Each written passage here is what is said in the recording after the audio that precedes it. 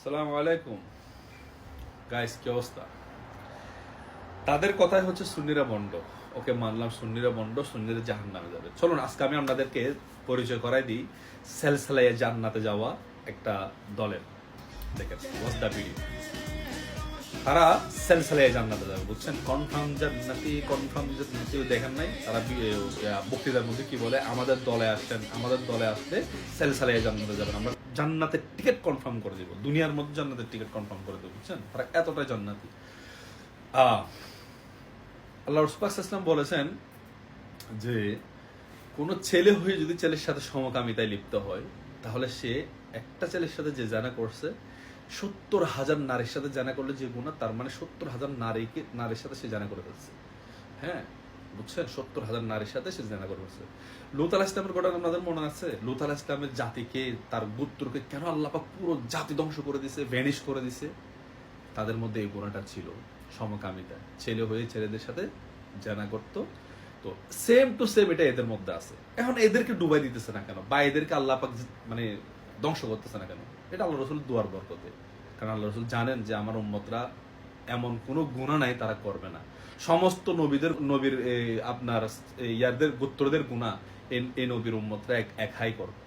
তো আমার রসুলের দুয়ার বরকতে আজকে আমরা এখনো বেঁচে আছি। ঠিক আছে? আল্লাহ আমাদেরকে ধ্বংস করতেছে না।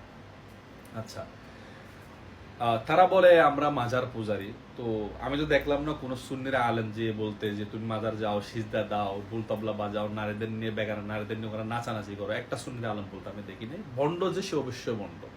সে মাজারে সিজদা দিলেও ভণ্ড, সে ওখানে ঢোল তবলা বাজায়। ভণ্ডর কোনো দল নেই, সে ভণ্ডামি করবে। ঠিক আছে? এটা করছে এটা।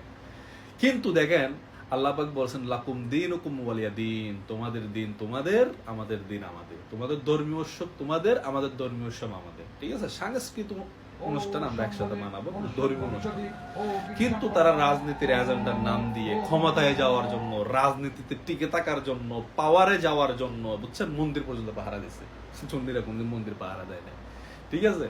তারা এটার অনেক যুক্তি দেখাইছে। হ্যাঁ, হয়তো কেউ আক্রমণ করবে, তো আক্রমণ করলে হিন্দু পুলিশ নেই। আওয়ামী লীগের আমরা তো যথেষ্ট পরিমাণ হিন্দুদেরকে পুলিশে ভর্তি করানো হয়েছে। তারা তাদের মন্দির পাহারা দিক, আমি মুসলমান হই, আমি কেন ওখানে যাবো? তার মধ্যে তারা কিন্তু আলেম, নর্মাল মুসলমান না, তারা কোরআন হাদিস পড়া আলেম। ওখানে কিন্তু আরো হই ভগবান, হই হরি ওম, মানে এ ধরনেরও বলছে। বুঝছেন? সব আছে সোশ্যাল মিডিয়াতে ভিডিও। এতে কোনো কিছু হয় না। এতে বাঙালি আবাল পাবলিক এগুলা দেখবে না। এরা শুধু সুন্নি কেন দাঁড়ায় সালাম দিল, কেন ইয়া নবী সালাম আলাইকা বলছে, আরে বেটা কেয়ামত পর্যন্ত আমরা সালাম দিব, কেয়ামত পর্যন্ত।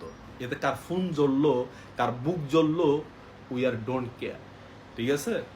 তোমার বাবাকে তুমি দাঁড়ায় সালাম দিতে পারো, তোমার শিক্ষক আসলে তুমি এরকম করে দাঁড়ায় যাও, সেলসালায়ে দাঁড়িয়ে যাও। মানে আমার রসুলের বেলায় আমরা দাঁড়ায় কেন সালাম দিই? তোমাদের এত কষ্ট। সুন্নিদের জন্ম 1400 বছর আগে থেকে। আর তোরা যে দলের কথা বলস, মাত্র 80-90 বছর আগে তাদের জন্ম। 80-90 বছর আগে। এর আগে কোনো তাদের অস্তিত্ব ছিল না। ঠিক আছে? আমি কারো মনে কষ্ট দিয়ে ভিডিও বানাইতে চাই না। ঠিক আছে? আমি এ ধরনের ভিডিও বানাইতেও চাই না। কিন্তু এখানে কমেন্টের ঠেলায় আমি না বানাই পারি না। ঠিক আছে? আমার এটা কনসেপ্ট না। আমার কনসেপ্ট হচ্ছে হেলথ রিলেটেড ভিডিও বানানো। ঠিক আছে? মানুষ কিভাবে সুস্থ থাকবে, মানুষ কিভাবে সুস্থ থাকতে পারবে, নিজের পরিবারকে সুস্থ রাখবে, ওটা হচ্ছে আমার কনসেপ্ট। কিন্তু তোদের কমেন্টের ঠেলায়, বুঝছস, আমি আর ভিডিও না বানাই পারি না। আসসালামু আলাইকুম।